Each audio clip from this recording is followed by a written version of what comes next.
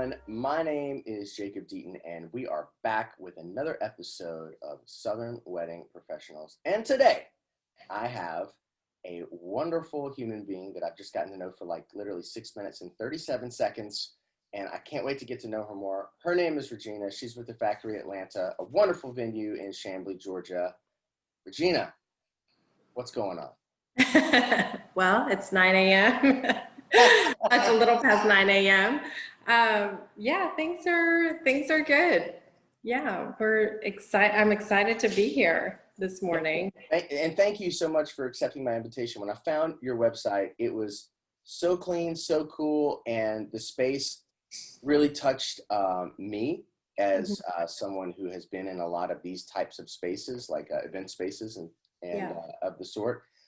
It just has a real cool industrial natural vibe. It's not like, it doesn't seem to be fabricated or anything. It just seems to be like what it is. Tell me about this space. Just give me like the quick run through. Yes, that's it's 9 a.m. I need to keep drinking coffee here. Yeah, I know. You told me to bring water, but I have coffee with me this morning. It is just supposed to be a blank slate for people to get creative. I mean, that was our whole mission when we started.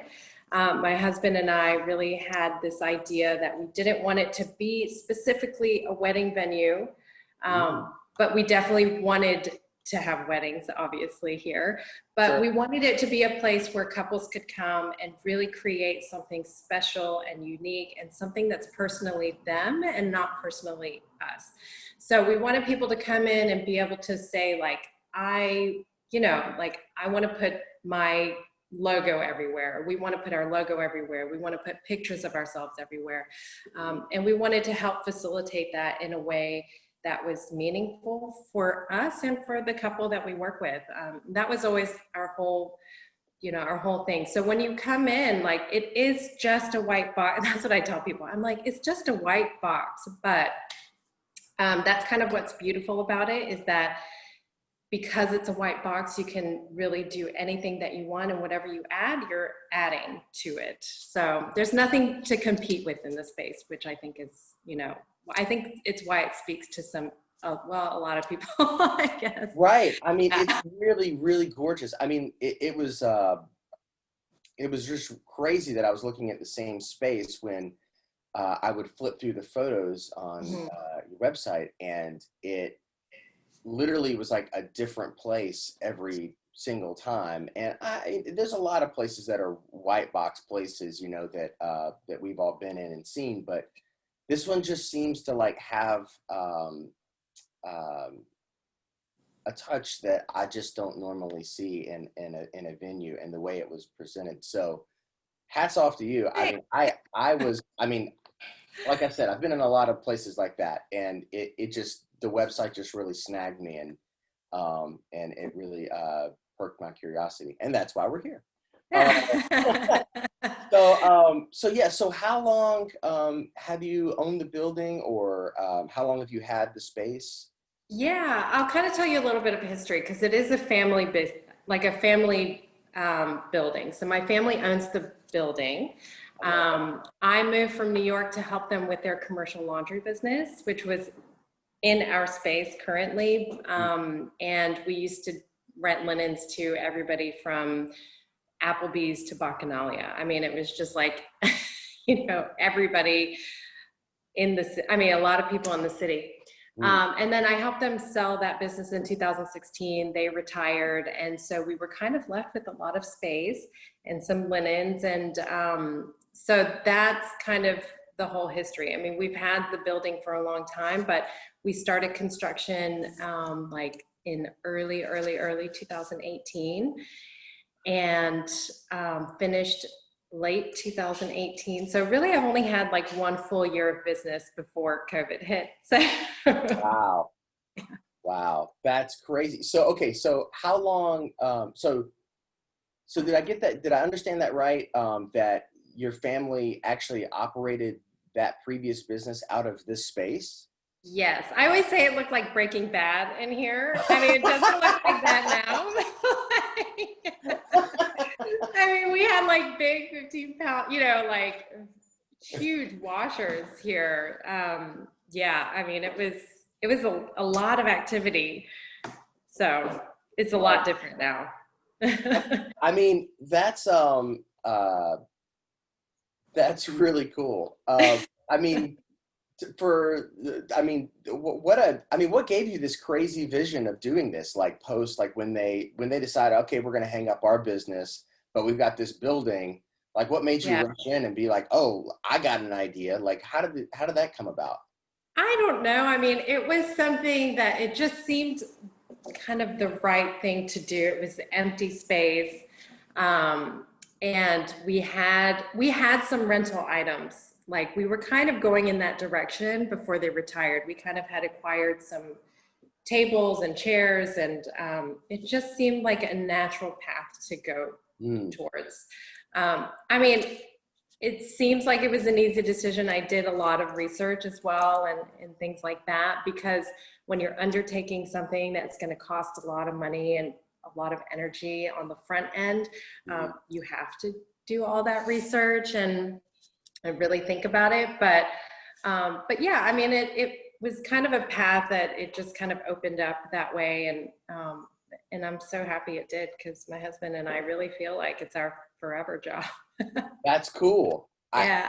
I feel the same way about my world. I feel like it's a forever job. I feel like I'm never gonna leave. Whenever you get that feeling, Yeah, it's amazing. people, and then people ask you like, well, what do you like? Is you gonna do something else, or like, I mean, would you ever change anything? And you're like, no, actually, I'm like really quite good.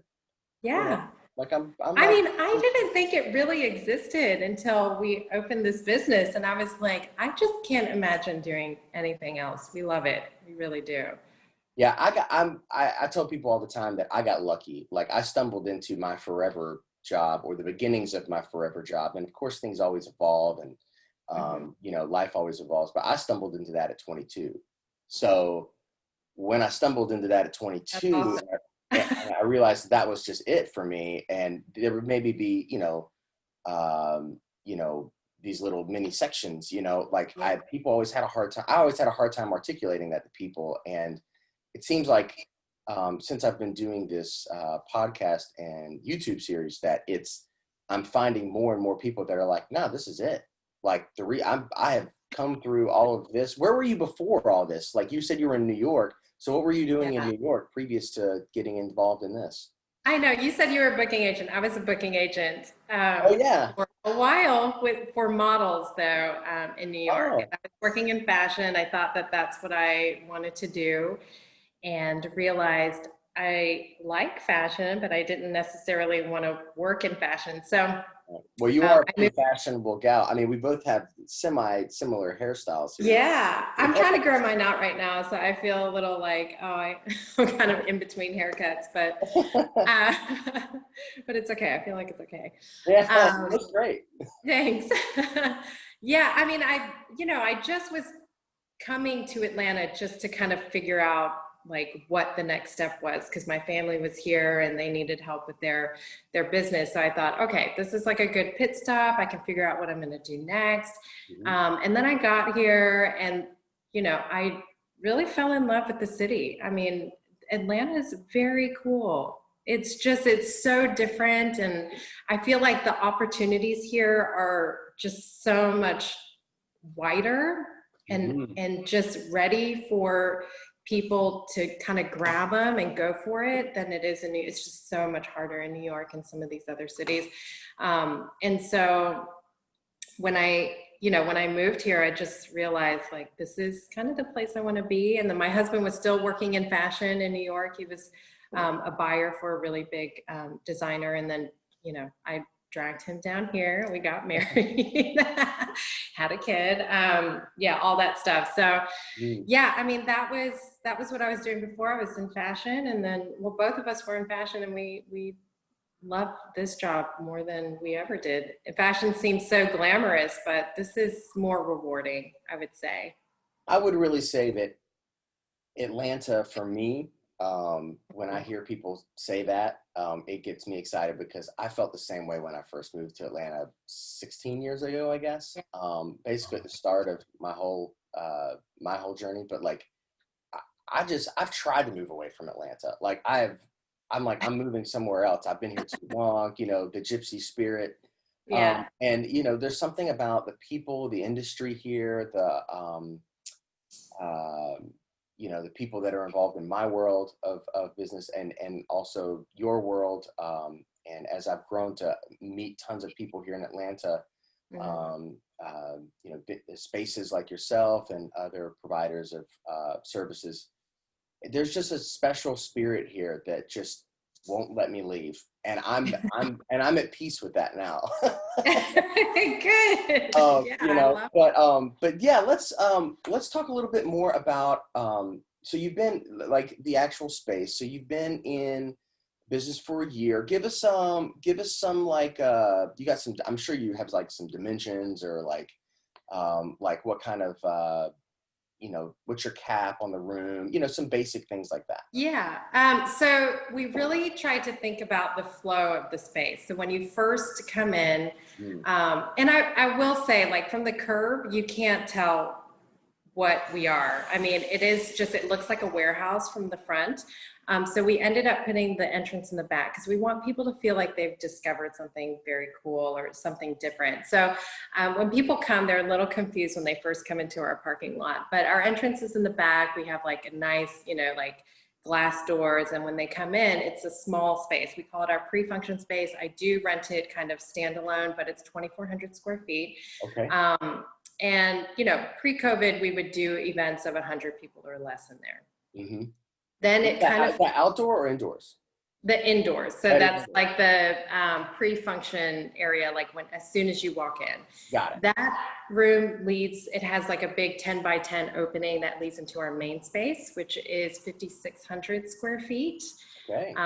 And that space has really tall ceilings. So a lot of these things, like if you see online and they have like stuff hanging from the ceiling, this is usually the room that they do it in. So it's 5,600 square feet. The ceilings are 20 feet tall. Yeah, really, it's like really big and wide, and you just wouldn't ever know it from the outside. And so that's kind of also nice, is that it's super private and nobody knows what we're doing here. Not that we're doing anything weird, but you know, we're not doing anything Breaking Bad. But when you come in, it's like it's a big surprise. So and then from there, like the kitchen is kind of situated in the middle where it has access to the pre-function space as well as the main space. So it's kind of like one big circle. And then we have two getting ready rooms. I have like two green rooms. One serves as like a bridal suite. The other one serves as like a groom suite if it's a wedding. If it's not, it's a vendor suite for bands or, you know, things like that. So yeah. Wow. I mean, I mean, you had me at flow. We've really thought about our flow. Like as soon as you said that, I was just like, oh, I love it.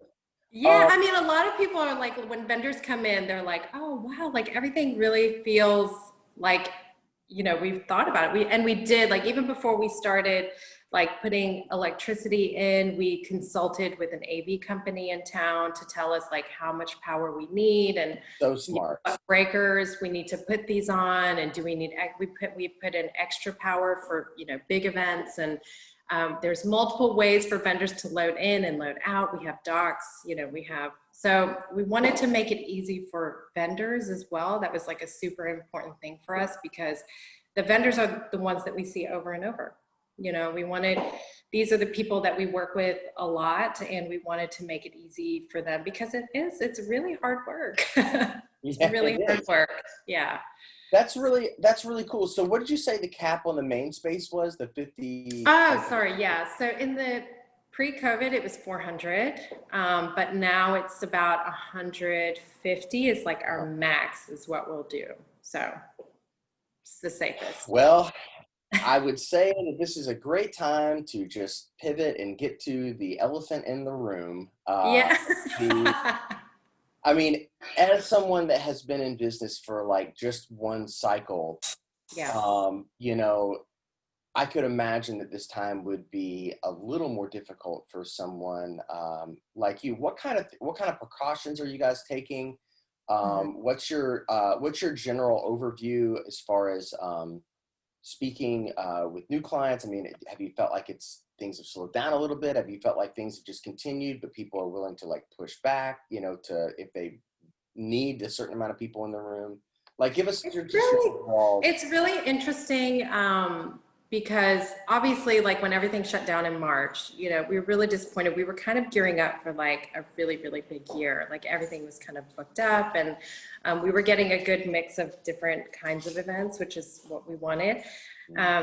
And then when it hit in March, everything kind of canceled, everything postponed, and and that's fine. Like we postponed everybody without any fees, which is kind of a nice feeling. Like we just, I mean, it's nobody's fault. And so we just wanted to do what we could.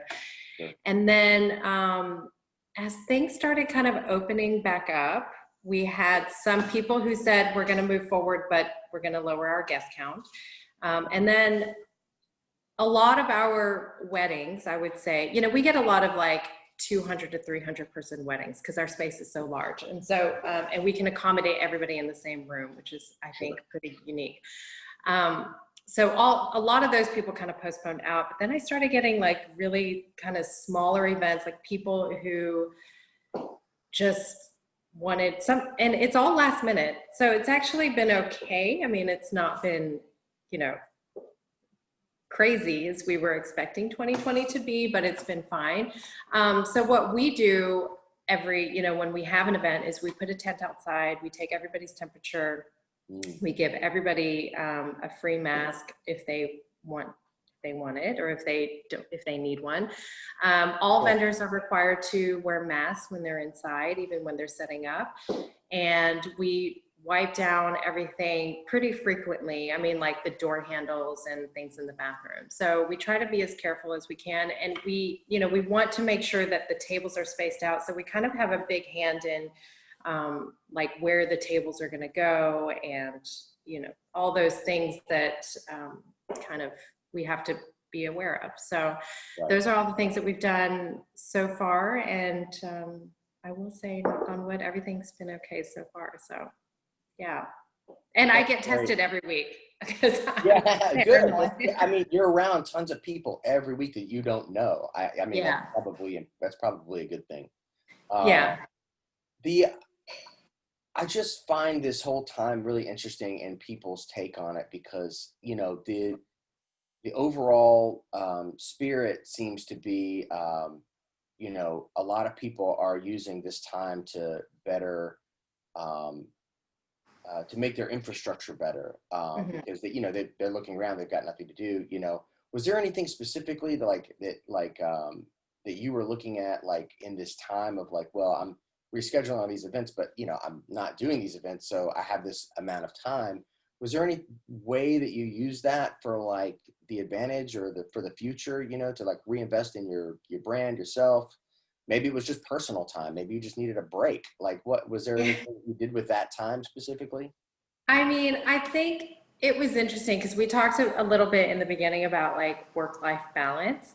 And I think that it really made me look at our work-life balance. And, when we first started, it was like, we put our kid in school, full day. And then on the weekends we'd be working. So really we didn't have a lot of time with him. And it really, I think, kind of reset us and made us realize that we can kind of readjust some things so that we can have a little bit more work-life balance. I think we were just going full force and just trying to like do as much as we can. But as for, I'm sorry. Oh. For, our infrastructure, I think that we had kind of already invested as much as we could just because we were in the beginning. So there wasn't a lot of stuff that we could like actually invest in some more. We were just kind of on the precipice of like jumping off. So, I mean, the only thing is that we've just, we made sure we added a little bit more staff for support for us. But it was all people that were kind of in place. So we have a security company that we have valet company that we work with.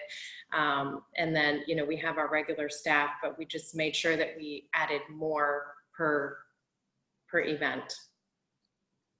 Listen, this work-life balance thing is real. Yeah, Is 100% real. Mm-hmm. I mean, especially when all the work happens on the weekend, you know.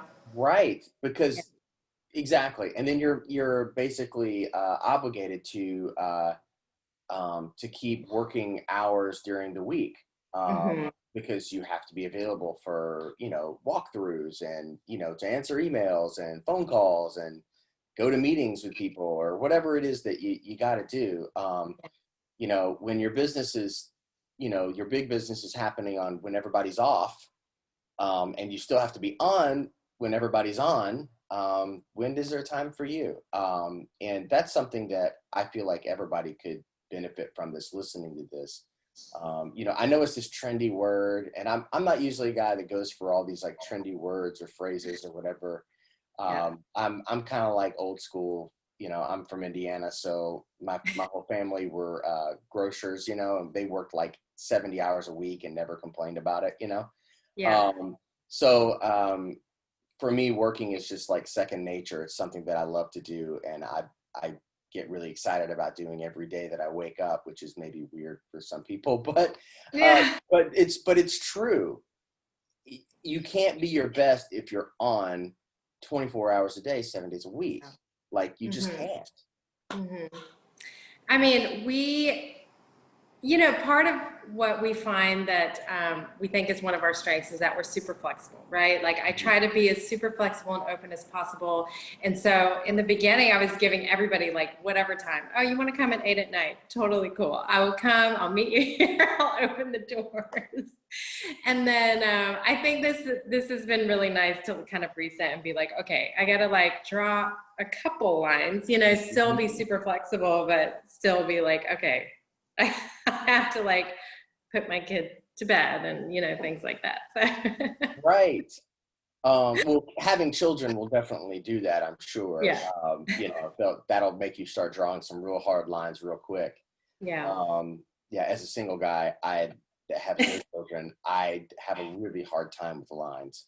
But that's what this time has taught me too, you know, like this time has taught me to, you know, find the time, and not just give all of it away all the time.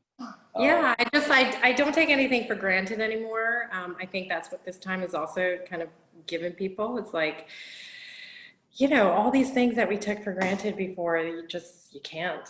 You gotta be thankful for the things that you have and like really cherish like all of the things. Right.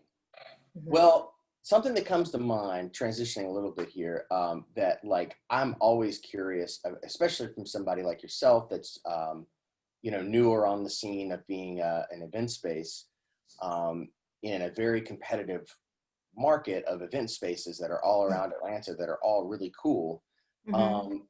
How did you get the word out about what you do? How did you you know, how did you market yourself up to this point? Do you have any sort of like future goals with that kind of stuff that maybe you haven't implemented yet that you're thinking about doing? Like, how did you get the word out? I think it was just word of mouth, honestly. Wow. Like, one planner came, and it was before we even really started construction. So I was selling my vision before we were even done. And, you know, I don't know, like, I just would like tell people like, this is going to be the kitchen. And then I'd like walk over to another like crazy unlit warehouse space. And I'm like, this is the bathroom. And certain planners were just able to see it, and they believed in what we were doing. And it was really nice because once we finished construction, I had the plan, like certain planners were like, okay, I've never met anybody who said that they were going to do exactly what they said they were going to do. And you did it, you delivered. And, you know, so from the very beginning, like we kind of had things booked, which was really nice. And then from there, we always felt like if we do a really good job, everybody who's in the space, it's like doing a walkthrough, basically. We're doing a walkthrough with like 300 people tonight. We're going to do a walkthrough with like 250 people tonight. And there were certain communities that really that really supported us. So that was also a really great thing. And we did, we did the regular, like we put ourselves on Wedding Wire. We put ourselves down, like, we got the lowest package in the first, when we first opened. Now we're like in the second tier. Mm-hmm. But yeah, it wasn't a lot of like pushing our, I don't know. It was just kind of organic, which is nice, That's extremely nice. Yeah, and then I don't know what was going on, like with the website. Like I did it myself on Squarespace, and it's nice that they have like these really beautiful templates, so you can just like. And we took our own photos and in the beginning, and I don't know, like people would find us through our website, which was always also surprising. Wow. So I don't know where we are, like how we popped up, but people would somehow find us, and we just kind of grew little bit by little bit. Sure. Incredible. What a great, like what a great story. I mean, to just have that from the beginning, like the word just kind of really traveled, Yeah. just I think we were in a good spot as well. Like Chamblee, there's nothing going on. There's no event spaces here really. Mm-hmm. And it kind of connects the north with the downtown. So we're kind of smack in the middle. So it kind of, it fills, I think it checks a lot of boxes for people where they don't have to go maybe to West Midtown, but they can get that kind of same feel. Right. Was that something that you like had in your mastermind plan? You're like, ooh, we're like in this really cool niche and no one's here.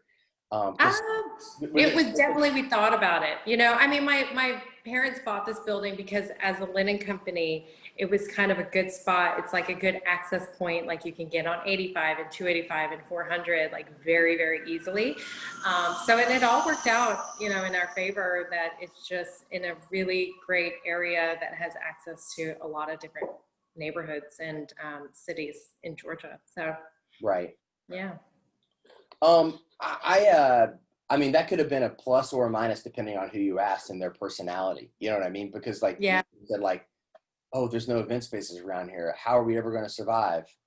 And I think thinking about it from the positive and just saying like, no, this is it. Like, we're in a space where no one else is, and that we could really benefit from this. I think that's really cool. Really cool outlook.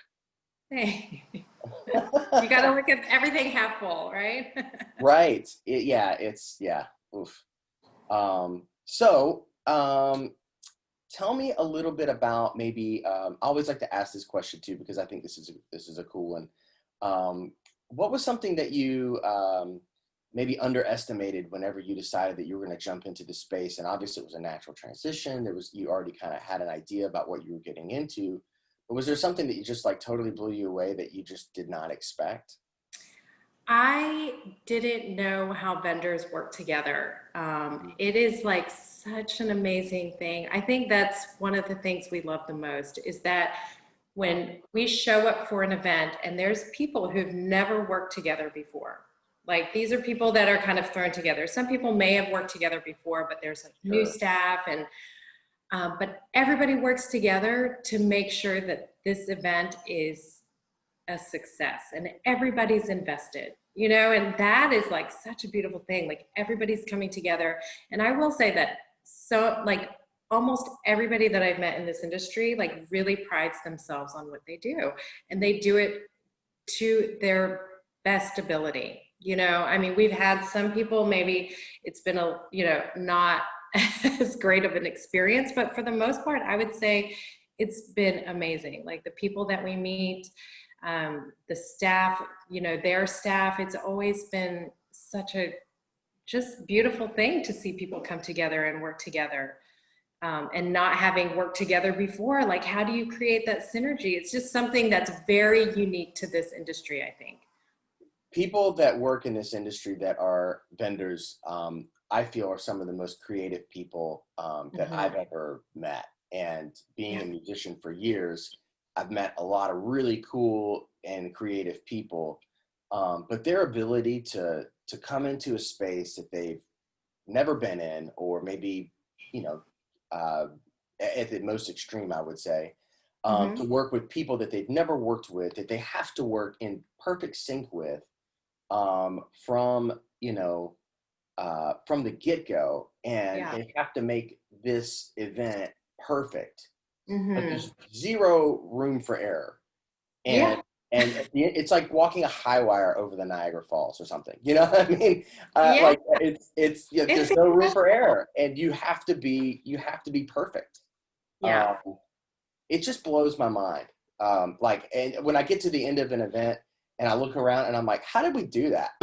Yeah, I mean, it's really incredible. And I think also part of it is that there is very little ego in this business. I think everybody just knows, like, I don't know what it is, but it's really incredible, the people that we've met. I mean, I think that's also why it's so rewarding, is that at the end of it, you look back and there's a camaraderie that's there from beginning to end, that is just created from, I don't know, from nothing almost.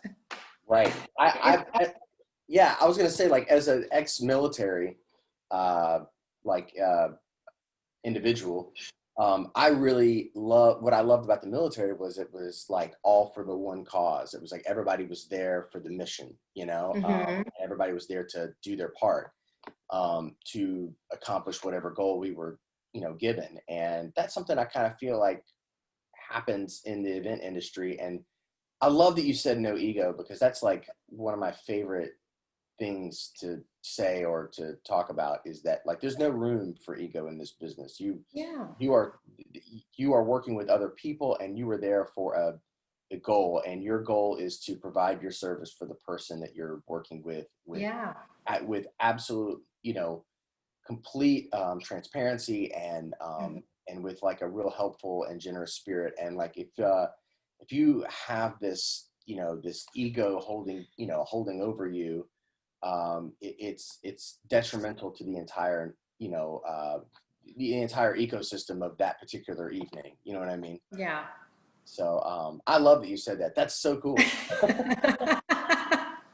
I mean, it's like my husband and I always talk about it. Like, Chris and I are always like, gosh, it's so, like, it's awesome just to see, like, everybody working together. I don't know. It's been such a great full year of just working with new people. And that's the other thing. We love working with new people. And the thing that's kind of sad is, like, after you work with a client for so long, and then when it's over and you're like, I don't know if I'm ever going to see you again.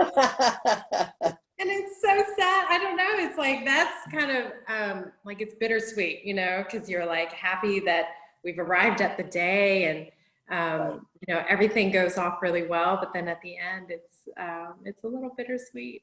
It's like you're letting your children go, and you're like, bye. Right. You're gonna go out into the world. Yeah, it's like, now go forth. And yeah,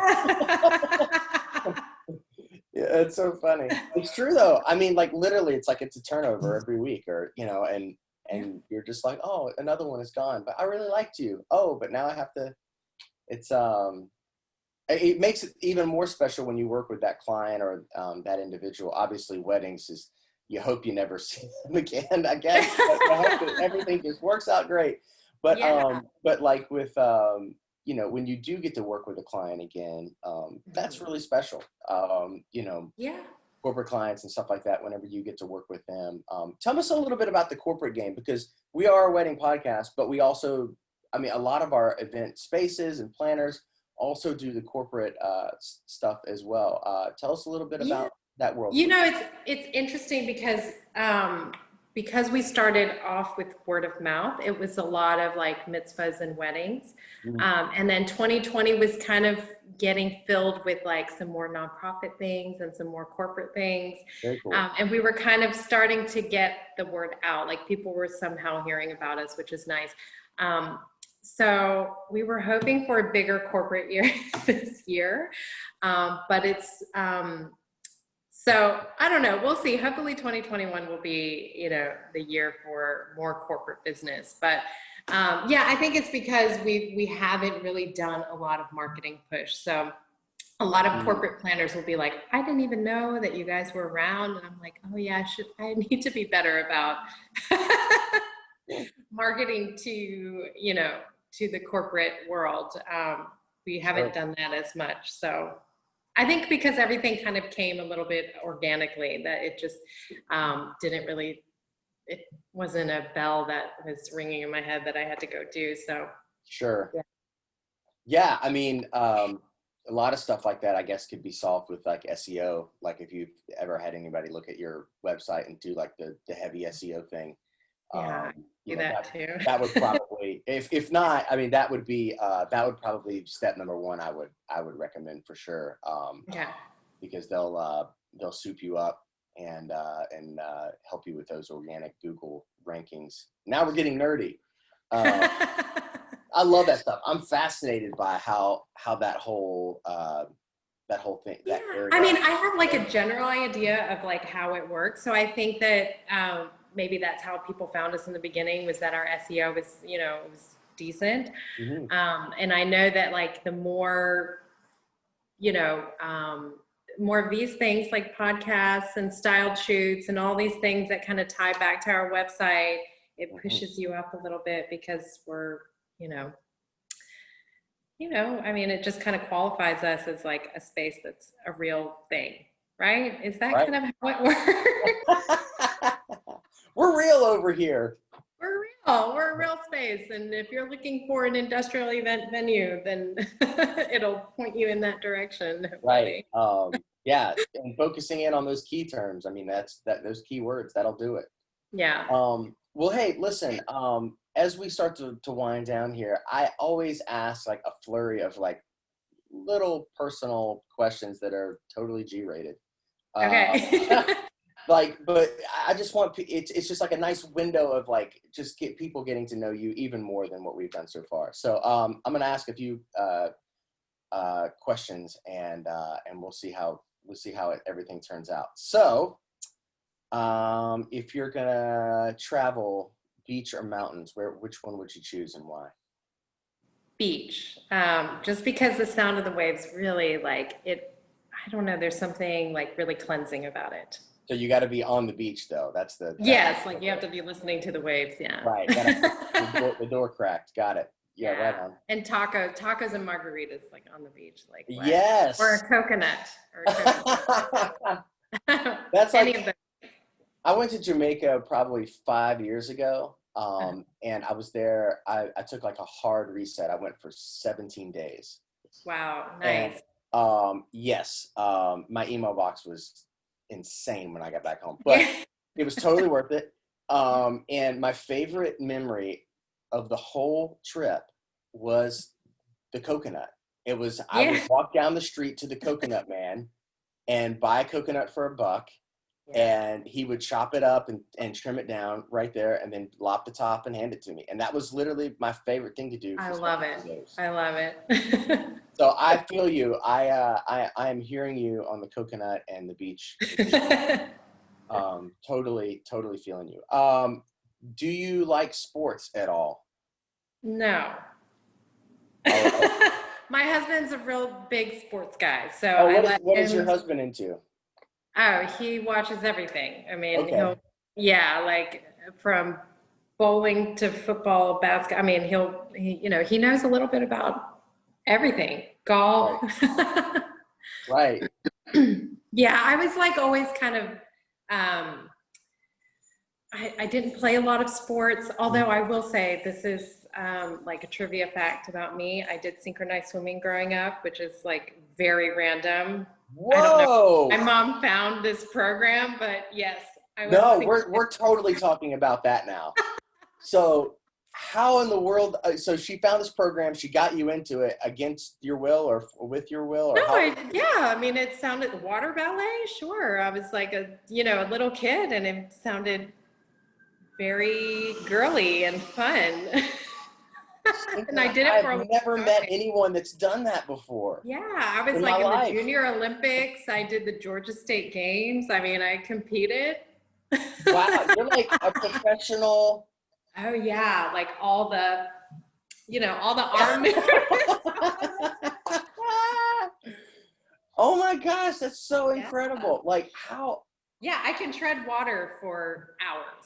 Yeah. I mean, I would imagine that's a prerequisite. Like first day, it's like, all right, let's see how well you tread water, Yeah. Wow. That Yeah. is so Very interesting. random. See, I love it. It always uncovers something, So is there like a community synchronized swimming league or something that like gets I'm together sure every there often? is. I mean, there is when I was growing up, but I have no idea now. Yeah. Wow, that's crazy. The other thing I like to say, I have another like little trivia, is that I used to be a break dancer, like pop and lock. And so I was invited by Mr. Freeze, who's like, rock steady crew, to be a part of the crew, like to come practice with them. And I said no, because I had to go to school and, I was at NYU. I said no. Yeah. And I was supposed to go on tour with like Killer Army for like, I don't know. Anyway. Another life. That was another life. That was a fork in the road, and you could have went. Yeah, and I said no. I got to go to school.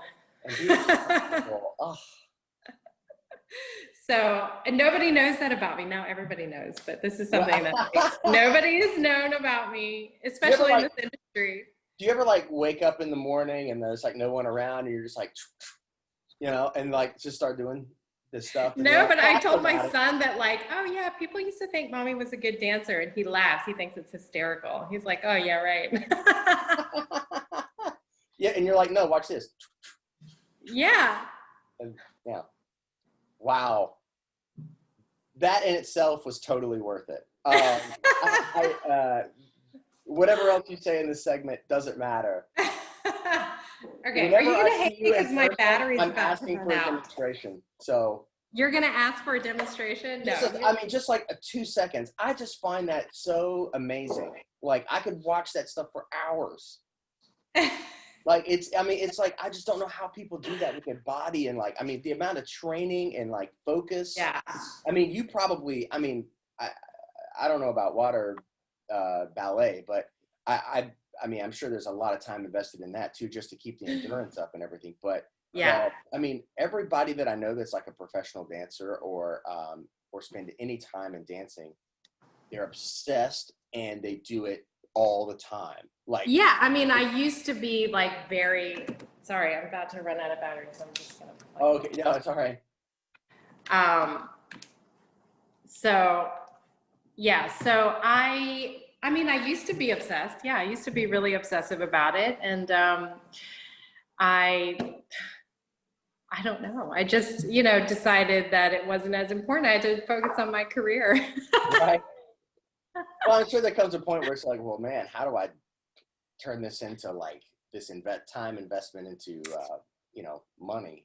Yeah, you don't make a lot of money as a dancer. So it was something that I had to come to terms with. It was just something fun that I loved to do. And then that was about it. So moving on here, favorite food, is it tacos? Is that like I do love tacos, but I would say Korean food is my favorite food. Yeah, Where's your favorite Korean place in Atlanta? Can you say? 9292 is a really good Korean barbecue place. What's the name of it again? 9292. Where is that? It's in Duluth. It's a drive, but it's worth it. 9292. I wonder if I've been there before. I probably would remember it, I guess, if I did. They play cake pop everywhere, and it's like, yeah. But the food is incredible. Oh yeah, that actually transitions well. Is K-pop your jam, or is it you have a favorite kind of music? Electronic music is my favorite. So I like minimal techno, really, but I love house music. Music is my jam. Like if it comes on, like I can't help but dance. And old school 90s R&B and hip hop. Awesome. Yeah. Do you like coffee or do you like tea? Coffee. Always coffee. Yeah. I kind of like it. I like it black, which is, a really hardcore. No, well, I love black coffee the most, especially when the coffee itself is good. Like I can't drink QT coffee black, but like I can drink like quality coffee. I will drink black all day long.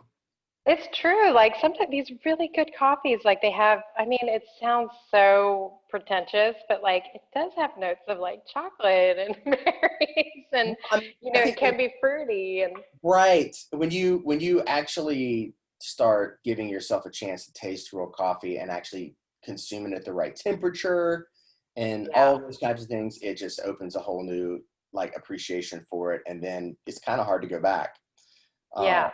That's the way I feel about it, at least. All right. Let's see. I got 2 more questions for you here. Okay. The last book you read, do you read books? I do. I kind of had a feeling. The last full book I read, I think, was Brain on Fire, which is it's really interesting. It's about this woman who kind of starts going crazy and she can't figure out why. They think that she is having these bouts of schizophrenia, but it turns out she has like some crazy autoimmune disease that's attacking her brain. It's crazy. Yeah.